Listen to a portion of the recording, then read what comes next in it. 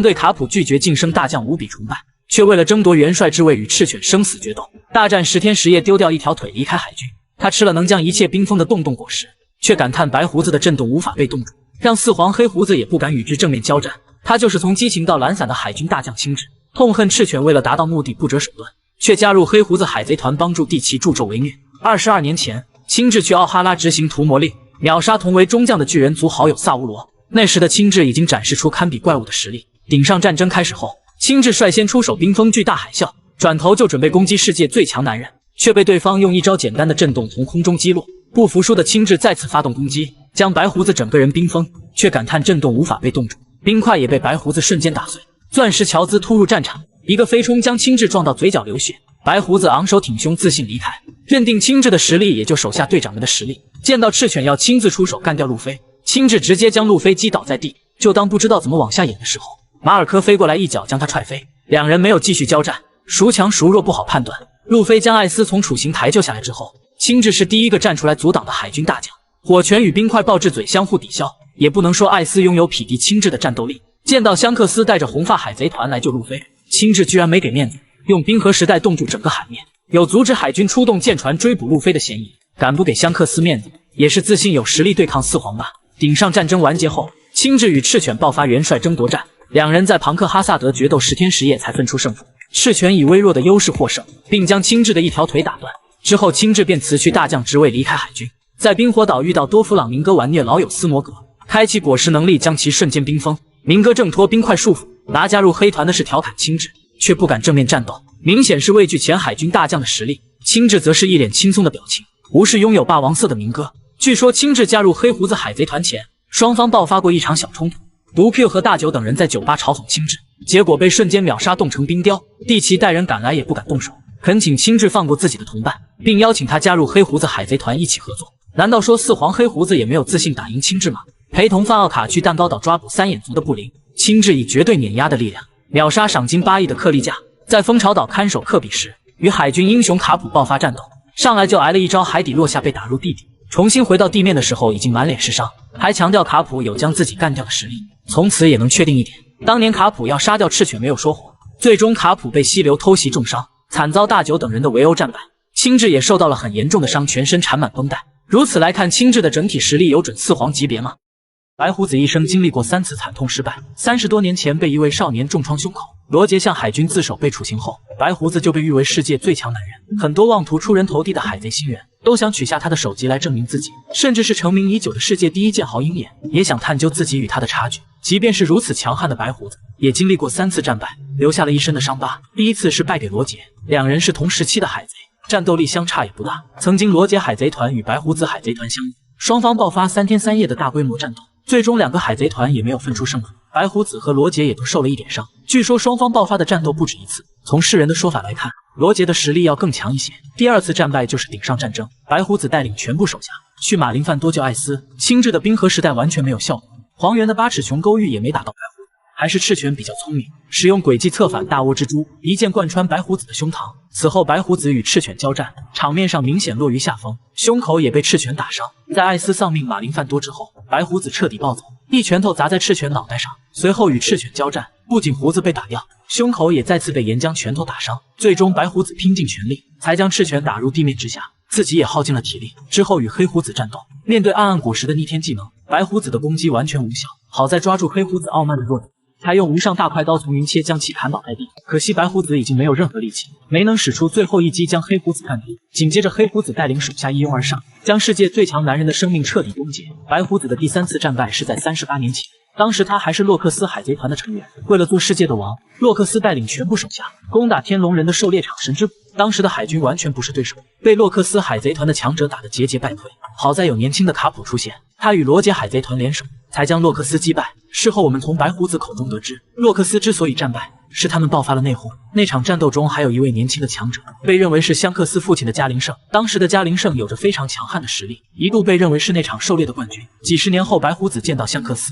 直接来了一句看到你我的伤口就隐隐作痛，很容易让人联想到白胡子与加林胜有过交手，战败后胸口留下一道伤疤。香克斯透露白胡子的真实战斗力已经不配拥有世界最强男人的称号，与前海贼王罗杰有着相同的弱点。白胡子被誉为世界最强男人，赏金高达50亿4600万贝里，拥有能毁灭世界的镇镇果实，也是罗杰死后最接近海贼王的人。当年白胡子在无名小岛遇到罗杰海贼团，双方爆发了大规模战斗，白胡子与罗杰大战3天3夜未分胜负，可见两人的实力属于同一水平。吴老星对白胡子的实力非常忌惮，得知他与香克斯见面非常紧张，认为香克斯和白胡子中的任何一个人都拥有让世界格局发生改变的实力。香克斯1岁的时候就在罗杰船上，对白胡子真正的战斗力也很清楚。为了不让艾斯去追杀得到暗暗果实的黑胡子，独自一人登上莫比迪克号，面对白胡子一点也没有示弱，拿出佩刀格里芬与丛云切进行战斗。可见在香克斯的心目中，白胡子虽然很强，自己也完全不会弱于对方。顶上战争刚刚开打的时候，战国就让手下10万精锐千万不要掉以轻心，即便人数上占据优势，一旦大意也会战败，因为对手是最强的白胡子。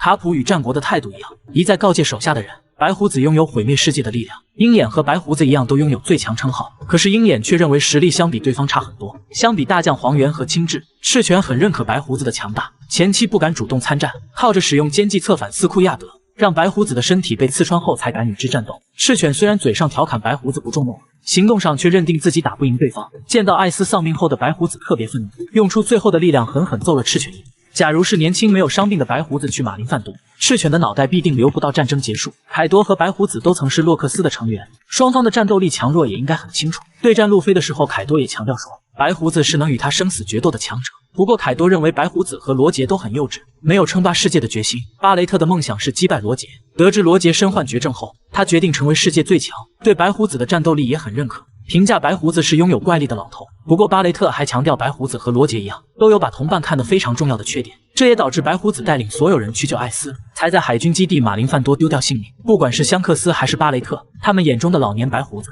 都不算世界最强男人了。黑胡子公开龙的真实战斗力远在四皇之上，也难怪赤犬执意要在马林范多干掉路飞。自从在罗格镇操控风雨雷电救路飞，龙至今都没有展示过实力。作为世界上最危险的罪犯，他的战斗力到底有没有四皇级别呢？伊万科夫是革命军最早的干部，对龙的实力强弱一定非常清楚。看到龙面朝着东海的方向眺望，直接来了一句：“这就是野兽归巢的本能。”可见在老下属伊万科夫的心目中，龙的强大如同凶猛的野兽一般。得知路飞是龙的儿子后，也认同他的强大恢复力是来自龙的基因。卡普对自己儿子的实力也应该很清楚，公开路飞身世的时候却很平淡，一边扣着鼻屎一边说龙是那家伙已经认可大儿子是不得了的强者。听到龙是路飞的老爸后，草帽团除了路飞以外，所有人都非常震惊。山治和娜美一直强调龙的强大，同时还指责路飞居然有如此强悍的老爸。罗宾则告诉路飞，即便是强如四皇，也没有与海军抗衡的战力，但龙率领的革命军敢于挑战世界政府，他们的力量绝对不在四皇团之下。多弗朗明哥一直是地下世界的王，对各方势力的战力都很清楚。他在评价世界格局的时候强调，革命军和四皇一样有抢夺王座的实力。在顶上战争的时候，从赤犬对路飞的态度也能反映出龙是顶级强者。见到路飞带着越狱小分队从天而降，所有人都在感叹草帽小子不得了，只有赤犬一个人强调路飞是龙的儿子，与艾斯一样必须在马林范多干掉。可见在赤犬看来，龙的强大和罗杰一样，他们的后代绝不能存活于世。被白胡子暴揍一顿，跌入裂缝之中，差点丧命的赤犬也没有放弃追杀路飞，拖着重伤的身体，面对白胡子海贼团全部对决，也要将路飞的脑袋留下。如果不是香克斯带着红发团来到马林范多，赤犬绝对不会让路飞逃走。黑胡子得到镇果实后自称最强，继任白胡子成为4位海上皇帝之一。得知巴沙斯被萨博打成重伤后，无意间发现革命军的大本营，却没有第一时间去救人，而是在通知海军之后才敢带人前往白土之地。可见黑胡子也很忌惮龙的实力，即便是手持2颗恶魔果实也未必能获胜。不过龙也有畏惧的强者，得知神之骑士团出动后，也露出了一脸惊慌。现在想想当初赤犬执意干掉路飞，对海军是多么正确的决定。萨坦圣展示霸王色的最强用法，所谓的物理伤害比霸禅攻击强太多。作为100万分之一的王者资质，霸王色在前期一直被诟病太弱，除了清理一些实力不强的弱者，对战斗力的提升并不是很明显。路飞去马林范多救艾斯，在绝境之下释放霸王色，也只是震晕小兵。不过凯多在鬼岛屋顶对战路飞，展示出霸王色霸气的最顶尖用法，像武装色霸气一起包裹在物体上，不用接触敌人也能造成巨大伤害。同时凯多也强调，世界上只有极少数的强者才能掌握这项顶级能力。罗杰和白胡子都会霸王色缠绕攻击，两人招式对轰有毁天灭地的效果。英雄卡普被称为最强海兵，一拳霸禅攻击能轻松摧毁一座城镇。夏洛特00一度被认为是最弱四皇，也能用霸禅攻击秒杀飞6包佩吉万。香克斯被誉为霸王色最强的男人，一招神臂能秒杀赏金30亿的基德。路飞在凯多的狼牙棒调教下，也掌握了最顶尖的霸王色缠绕攻击，随后又觉醒幻兽种尼卡果实，才击败世界最强生物凯多，登基海上皇帝。不过路飞在弹头岛对战 CP0 的陆琪，使用尼卡果实觉醒轻松吊打对方，对战海军大将黄猿时表现的稍微有些吃力，最终还是将黄猿一拳爆头。不过有一点很是奇怪，这2场战斗路飞都没有使用霸王色缠绕攻击。据说霸王色还有一种用法，就是能像体术和刀剑一样造成物理伤害。当年香克斯一个人登上莫比尼克号，去找白胡子商讨召回艾斯的事情，释放出超强的霸王色震晕小兵，也将白胡子海贼船的船板震裂。鬼岛战争完结后，香克斯带领红发海贼团来到和之国的近海，察觉到大将绿牛准备对路飞出手，立马释放霸王色霸气将其身体麻痹。从震裂船板和吓退绿牛来看，香克斯应该能用霸王色造成物理伤害。在海贼王漫画1094话中，五老星之一的萨坦圣使用恶魔果实觉醒能力，同时周围出现大量的黑色闪电，不出意外也是霸王色霸气拥有者。一个普通的海军士兵与萨坦圣对视，脑袋随即爆炸，丢掉性命。目前还不清楚萨坦圣使用的是什么攻击，不过有2种比较合理的推测，一种是他的恶魔果实具有特殊能力，但凡看到他眼睛的人都会被攻击；另一种就是萨坦圣拥有超强的霸王色，能造成物理伤害，从敌人内部攻击。从海军下令让准将以下的士兵不能对视萨坦圣，也能证明这种说法。当下黄猿已经被路飞一拳爆头，萨坦圣参战将会展示出真正的实力。香克斯公开罗杰的真正战斗力，被凯多和巴雷特2位强者贬低，还被强加上2个所谓的致命弱点。罗杰是目前唯一的海贼王，也被认定为史上最强海贼。海军给出55亿6480万贝利的最高赏金，就是对罗杰实力的肯定。不过罗杰公开的战斗非常少，38年前在神之谷对战过洛克斯海贼团，当时卡普和神之骑士团也在场。罗杰的具体对手暂时还无法确定。金狮子非常认可罗杰的实力，让他带上远古兵器给自己当小弟，显然是觉得罗杰没有自己强。在埃特沃尔还差点灭掉罗杰海贼团，后来在无名小岛遇到白胡子海贼团，光月玉田一个人冲在前面，却被罗杰一招霸王色缠绕攻击神臂打飞，两人的实力完全不在一个档次。玉田好歹是能抗衡四皇凯多的强者，与海贼王的差距居然如此之大。白胡子对战罗杰场面上算是五五开，两人大战3天3夜也未分胜负。不过在罗杰让玉田加入自己的时候，白胡子彻底爆发，大有灭掉罗杰的架势。在马林范多进入生命终点前，白胡子回忆与罗杰的往事，也是认可对方吧。香克斯从小就跟在罗杰身边，得到了草帽，也应该学会罗杰强大的技能。对战赏金30亿的基德，使用过与罗杰一样的霸王色缠绕攻击神臂。香克斯还拥有堪称 bug 的见闻杀，能让敌人预见未来的见闻色失效，还有瞬间移动的能力，比黄猿的光速更快，也应该是从罗杰那学来的。巴雷特是卡普都无法打赢的强者，当年联手战国出动屠魔令才将他抓住。15岁的巴雷特就曾向罗杰发起挑战，全部以失败告终，却得到罗杰的称赞。得知罗杰患上不治之症后，巴雷特开始怀疑罗杰世界最强的战斗力，独自一个人去大海上冒险。后来在海底监狱将合体果实开发到觉醒状态，利用通往拉夫德鲁的永久指针，企图消灭所有海贼，证明自己的实力。对战路飞的时候，巴雷特说道：“罗杰和白胡子一样，都太在乎同伴了，这也是他们不能成为世界最强的弱点。”不过巴雷特的这个说法显然错了。路飞之所以能将巴雷特击败，就是因为身边有一群同伴的帮忙。当年在神之谷大战的时候，凯多就应该见过罗杰的强大实力，对战路飞的时候也透露出罗杰和白胡子都是能与自己搏命的强者。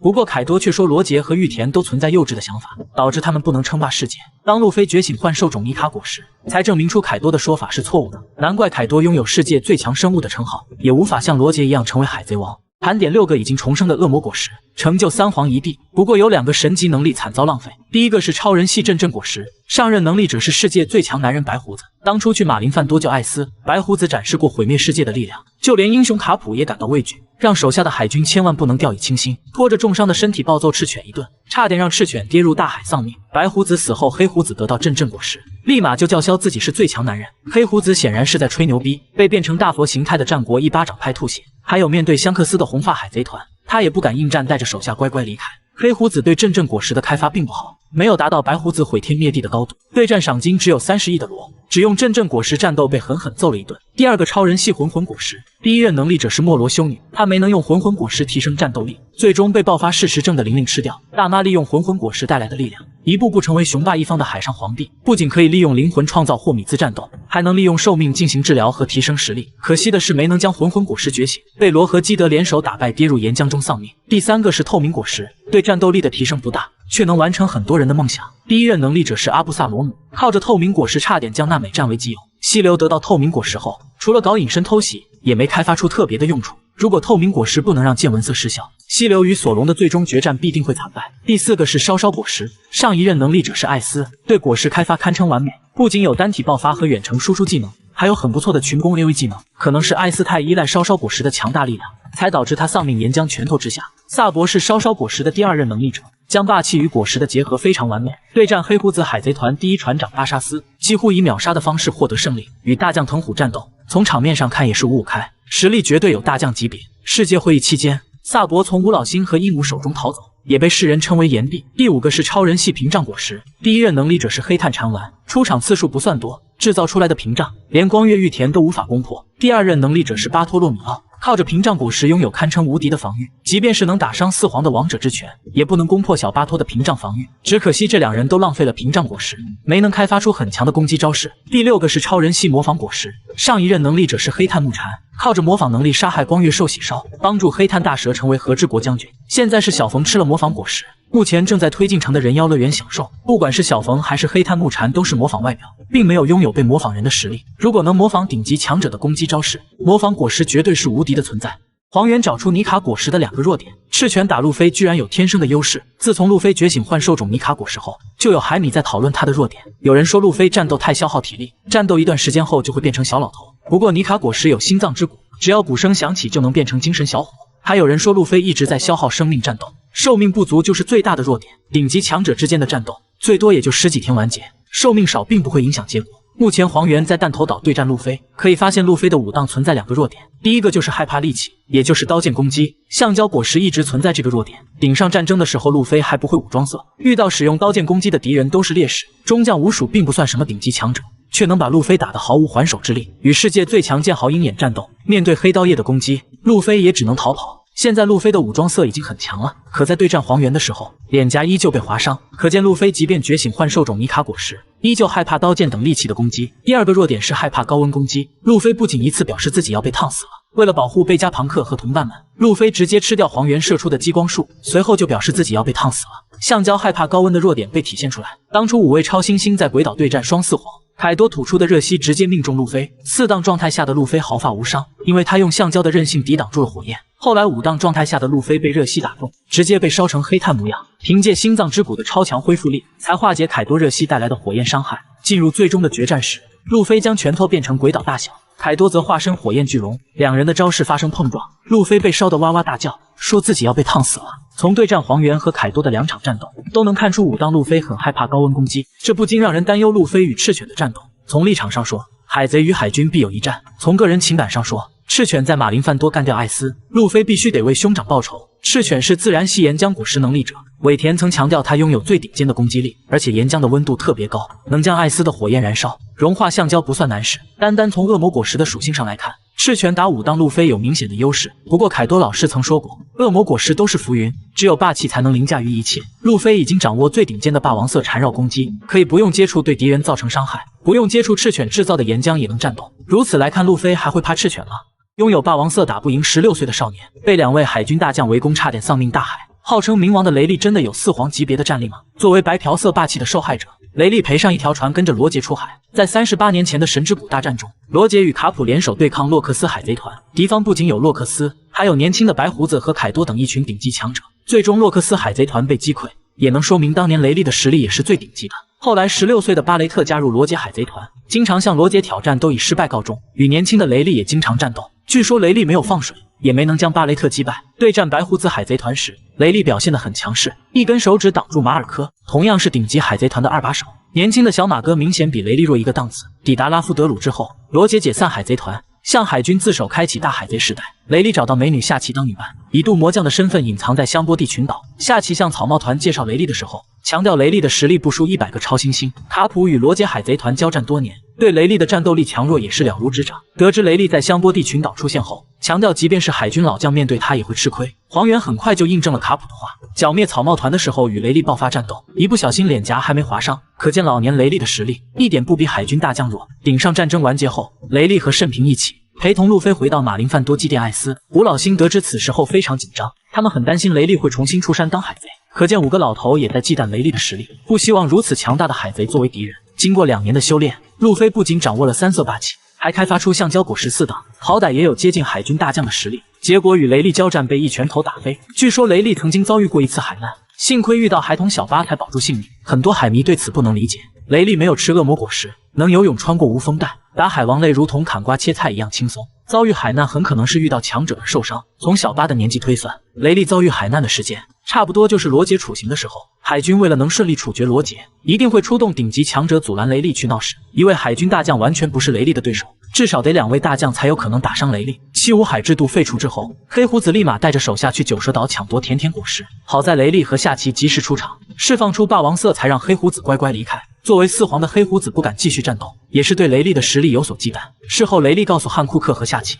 黑胡子能主动离开是最好的结局。现在已经老了，战斗力有所下降，打不过拥有2颗果实的黑胡子。潜台词就是年轻时候的自己完全有打赢四皇的战斗力。所有四皇评价铁拳卡普的战斗力，让白胡子畏惧，被黑胡子贬低。凯多居然说卡普不配与自己交战。当年草帽团在愚人岛冒险，路飞吃掉上供给四皇大妈的甜点，为了避免愚人岛被四皇团攻击，路飞送上一堆财宝作为弥补。起初大妈并没同意，决心要毁掉愚人岛，已经拧下路飞的脑袋。听到路飞的身世后，直接来了一句：“原来是英雄卡普的孙子。”也同意路飞用财宝解决此事。可见大妈对卡普还是有所忌惮。顶上战争开打后，卡普不忍心艾斯惨死，一直没有出手战斗，直到马尔科企图偷袭处刑台，才跳出来一拳将其从空中击落。白胡子与卡普是同年龄段的人，也很清楚对方的战斗力强弱。见到海军一方的气势得到提升，立马站出来告诫手下的人，卡普只是一个海军老兵罢了。所谓的英雄称号是徒有虚名，不必害怕。从白胡子如此紧张的表现来看，是认可卡普有左右战局的实力。黑胡子得到阵阵果实后很嚣张，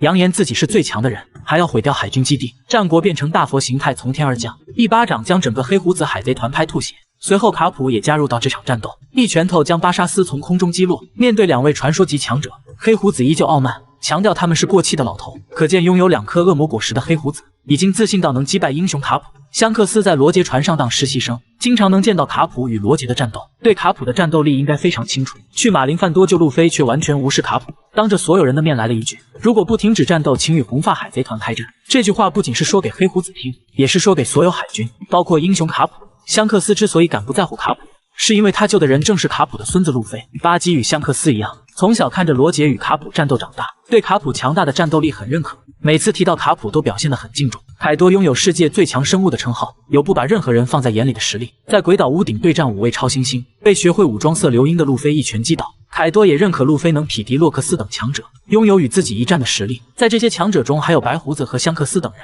但是英雄卡普却不在其中。难道说在凯多的心目中，卡普还不具备与自己生死决斗的实力吗？路飞从小吃着爱之铁拳长大，自认为能活到现在已经算是奇迹。即便路飞现在觉醒换兽种尼卡果实，见到爷爷卡普也得撒腿就跑。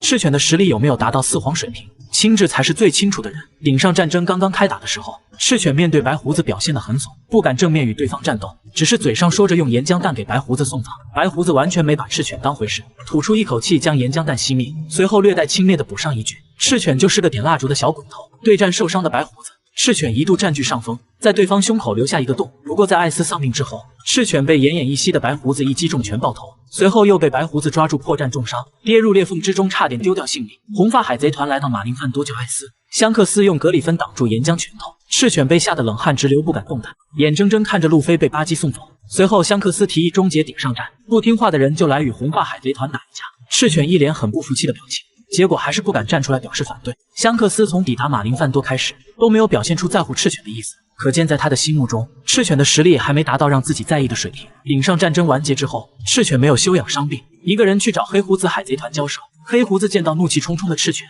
只说了一句还不想战斗，就带着手下离开。从中也能看出来，黑胡子有自信干掉赤犬，只是时机还不成熟。当时黑胡子已经得到阵阵果实，手下的核心成员都在岛上，如果与赤犬率领的海军开战，完全有足够的实力灭掉对方。当上海军元帅之后，赤犬升职加薪，抽上雪茄，人也变怂了。那吴老星被别人骑在头上，结果被对了一顿后就不敢说话。在剧场版黄金城中，陆琪命令赤犬给自己派遣10艘军舰，赤犬嘴上表达了不满，还是乖乖听从陆琪的话，派去了军舰。当时陆琪的果实已经觉醒，背后有吴老星撑腰，赤犬认怂也应该。和之国事件完结7天之后，赤犬才敢派大将绿牛前往，特意交代绿牛不要招惹路飞和武士，显然是向四皇路飞认怂了。想当年在马林范多，赤犬对抗白胡子海贼团全部队长，也要干掉路飞，现在对路飞是明显忌惮了。毕竟路飞已经觉醒幻兽种尼卡果实，拥有匹敌世界最强生物凯多的实力。赤犬不敢动路飞也算情理之中，青雉才是最了解赤犬实力的人。两人同事多年，还曾决斗过10天10夜。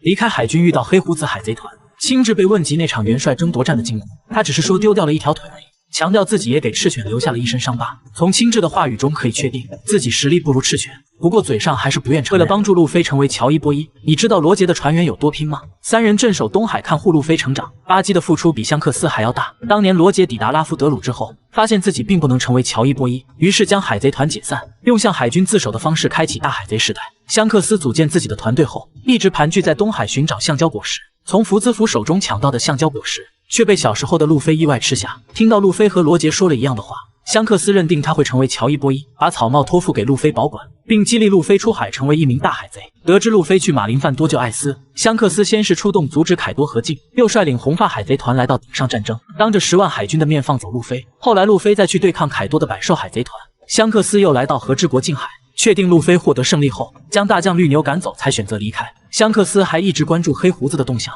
也算是为路飞称王扫清障碍。从成立自己的海贼团后，巴基就一直留在东海没有离开过，被路飞击败后，才选择去伟大航路冒险，却被关入海底监狱。巧合的是，路飞也闯入推进城，很像是巴基特意进监狱等路飞一样。随后巴基也加入越狱小分队，陪同路飞一起去马林饭多救艾斯。世界第一剑豪要干掉路飞，巴基出面救场，还敢主动攻击鹰眼。老沙将重伤的慎平和路飞抛向空中，又是巴基出来接住二人，不仅躲过了赤犬的岩浆拳头，还让黄猿的激光攻击无功而返。现在的巴基已经成为4皇，会联手路飞和香克斯一起打黑胡子。雷利一直在香波地群岛安稳度日，因为路飞不得不暴露身份，从黄猿脚下救走索隆后，还帮助暴君熊拍飞草帽团全员。顶上战争之后，雷利决定当路飞师傅，传授3种霸气的用法。现在又前往九蛇岛对抗黑胡子，保护路飞的妻子女帝汉库克。罗杰解散海贼团之后，船医克罗卡斯一直镇守在东海，多年来也解决了不少有实力的海贼，间接帮助到路飞的成长。风车村的老村长，从穿着打扮上来看，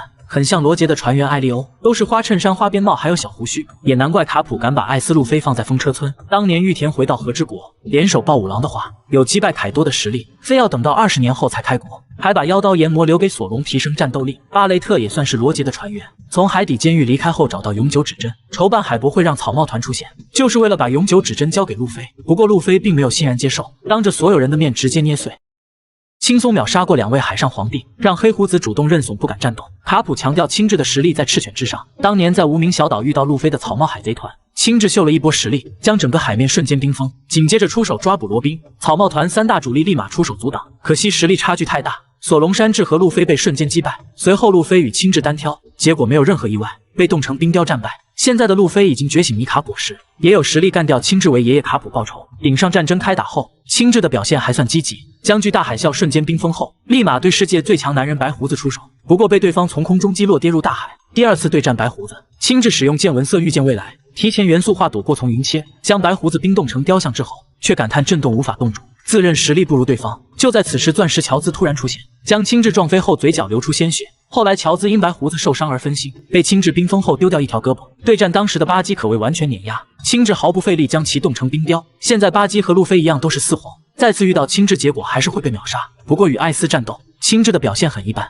两人招式抵消不分胜负。当时的艾斯赏金也才5亿5千万，实力应该比海军大将差很多。香克斯抵达马林饭多后，青雉完全没有理会所谓的面子果实，主动出击攻击罗的潜水艇，说是干掉路飞，更像是阻止海军去追捕。不过青雉也为此付出了代价，丢掉海军大将的职位，还断掉一条腿。战国辞职后推荐青雉接替元帅，导致赤犬与青雉爆发元帅争夺战，两人在庞克哈萨德大战10天10夜，最终青雉以微弱的劣势战败。随后青雉辞去大将离开海军，在1年前遇到黑胡子海贼团，将大久乔特和圣胡安二郎瞬间冰封。黑胡子到来后也不敢贸然动手，对青雉的战斗力非常忌惮，最后选择邀请青雉加入黑胡子海贼团。吴老星对青雉离开海军很不淡定，指责赤犬让如此强悍的战力成为敌人。在九蛇岛抢夺甜甜果实没有成功，黑胡子将科比绑架带回蜂巢岛，卡普带着 SWORD 成员闯入蜂巢岛，对手正是曾经的首席弟子青雉，一招霸王色缠绕攻击海底落下，将青雉砸入地底之下。紧接着卡普强调说，心中彷徨的人毫无战斗力可言，表明青雉虽然有很强的战斗力，内心不坚定就不能完全发挥出来。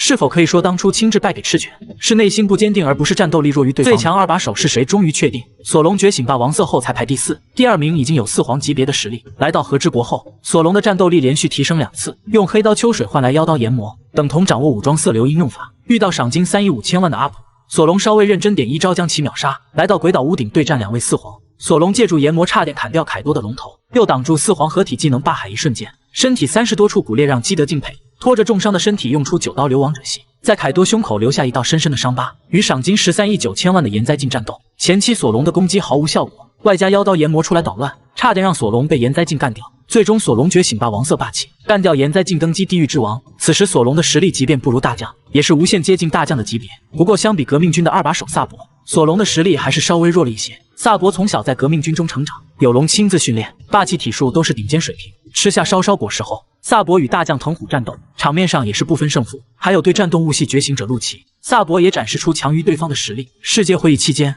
萨博与吴老星和阴谋有过交手，虽然被打成重伤，能从6个顶级强者手下逃走。萨博的实力至少不输任何海军大将。红发海贼团除了是铁臂海贼团，还拥有所谓的双四皇配置。除了香克斯拥有4皇实力外，副船长本贝克曼也属于4皇级别。红发海贼团去马林范多救路飞，香克斯挡住赤犬的岩浆拳头，本贝克曼用枪指着黄猿的脑袋，让所谓的海军大将乖乖举起双手。顶上战争完结后，铁头基德挑战红发海贼团，被打断一条胳膊惨败。从垃圾路的话语能推断出，弄断基德左臂的人就是本贝克曼。不过本贝克曼未展示过霸王色，也不确定拥有霸王色缠绕攻击。巴基莫名其妙当上4皇后，从实力上看，鹰眼是十字工会2把手，作为世界最强剑豪，鹰眼经历的战斗不多，也未展示过全力。曾经与香克斯进行过多次决斗，据说都是不分胜负的结果。得知香克斯断掉左臂后，鹰眼不屑与他决斗，自认实力超过对方。香克斯拥有最顶级的霸王色缠绕攻击，一招神臂能秒杀赏金30亿的基德，还拥有比御剑未来更强的剑纹杀，能让敌人的剑纹色霸气失效。速度方面拥有瞬间移动的能力，